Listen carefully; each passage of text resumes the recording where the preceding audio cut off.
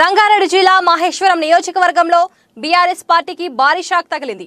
2014లో TRS party MLA అభ్యర్థిగా పోటీ చేసిన ఆ పార్టీ సీనియర్ నాయకుడు కొత్త మనోహర్ రెడ్డి తన అనుచరులతో బీఆర్ఎస్ పార్టీని వీడుతున్నట్లు మీడియా సమావేశం నిర్వహించారు. ఖమ్మంలో జరిగే రాహుల్ గాంధీ సభలో అనుచరులతో కలిసి కొత్త మనోహర్ రెడ్డి కాంగ్రెస్ పార్టీ కండువా కప్పుకోనున్నట్లు తెలిపారు. నియోజకవర్గంలో మంత్రి సబితా ఇంద్రారెడ్డి భూ కబ్జాలు, అవినీతి వల్లే తాను బీఆర్ఎస్ పార్టీని వీడుతున్నట్లు సంచలన వ్యాఖ్యలు చేశారు. ఈరోజు మహేశ్వరం నియోజకవర్గంలో ప్రెస్ మీట్ పెట్టడం జరుగుతూ ఉంది. మేము ఈనాడు టీఆర్ఎస్ పార్టీని వీడి కాంగ్రెస్ పార్టీలోకి పోవడానికి మేము సిద్ధమయ్యాం. మేము అదేవిధంగా పాండు రంగారెడ్డి గారు, వెంకటరామరెడ్డి గారు, సంతోష్ ముదిరాజు మరియు చాలామంది ఉద్యమకారులు, అదేవిధంగా మాజీ సర్పంచులు చాలామంది అలా మేము పార్టీ వీడడానికి సిద్ధమయ్యాం. ఎందుకంటే ఈ యొక్క అణచివేత ధోరణి గారు ఏదైతే అవలంబిస్తున్నారో ఆ యొక్క అణచివేత ధోరణి మేము భరించలేక ఈమె చేసినటువంటి ఈ యొక్క అవినీతికి పాల్పడుతున్నటువంటి విషయాలను అన్ని కూడా మేము చూసి ఓరవలేకనే ఇలా మేము ఉండలేక ఇలా మేము పార్టీ మారుతా ఉన్నాం. మరి అలా ఆ రోజు ఉద్యమ నాయకులు ఏ విధంగా ఉద్యమం చేస్తే తెలంగాణ పార్టీ వచ్చిందో ఆమెకు ఏం తెలుసు. ఎందుకంటే ఆమె పోలీసు మంత్రిగా ఉండి ఆనాడు ఉద్యమకారులని లాఠీలతో దెబ్బలు కొట్టించినటువంటి వ్యక్తికి ఏం తెలుస్తుంది ఈ ఉద్యమకారుల బాధలు, చేతలు అవన్నీ కూడా. మరి ఆనాడు అలా భార్య బిడ్డలను వదిలేసేసి రోడ్లపై వచ్చేసి మరి ఉద్యమం చేస్తేనే తెలంగాణ రాష్ట్రం వచ్చింది. మరి ఆనాడు నువ్వు కాంగ్రెస్ పార్టీలో ఉండి హోంమంత్రిగా ఉండి బిడ్డలని ఒక తెలంగాణ ఉద్యమకారులందరూ కూడా కొట్టించిన ఘనత నీది.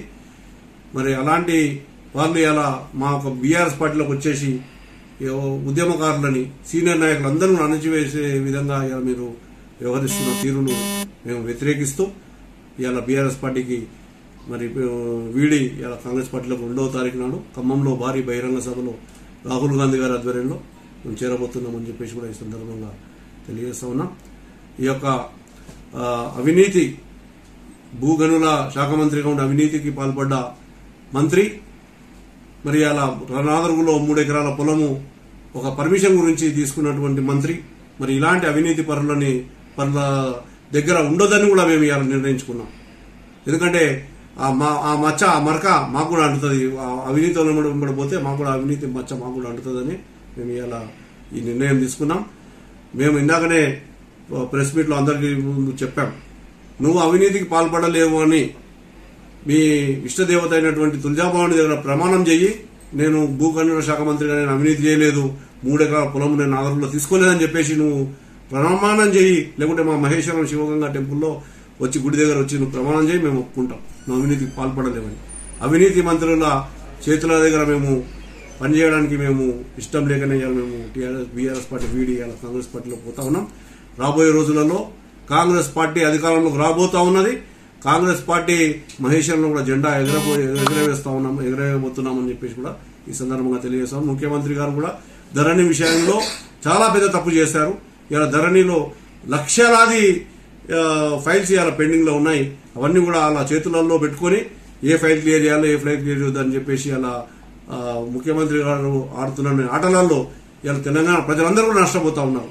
ఇవన్నీ కూడా కాంగ్రెస్ పార్టీ రేపు అధికారంలోకి రాగానే ధరణి నిలిచేస్తానని రేవంత్ రెడ్డి గారు, రాహుల్ గాంధీ గారు పిలుపునిచ్చారు.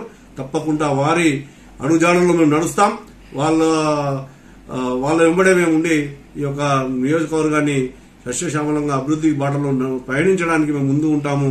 కాంగ్రెస్ పార్టీ రాబోయే రోజులలో మహేశ్వర నియోజకవర్గంలో జెండా ఎగరేస్తున్నామని చెప్పేసి కూడా ఈ సందర్భంగా తెలియజేస్తాం. ఈ వీడియో మీకు నచ్చితే లైక్ చేయండి, షేర్ చేయండి, మా ఛానల్ ని సబ్స్క్రైబ్ చేయండి.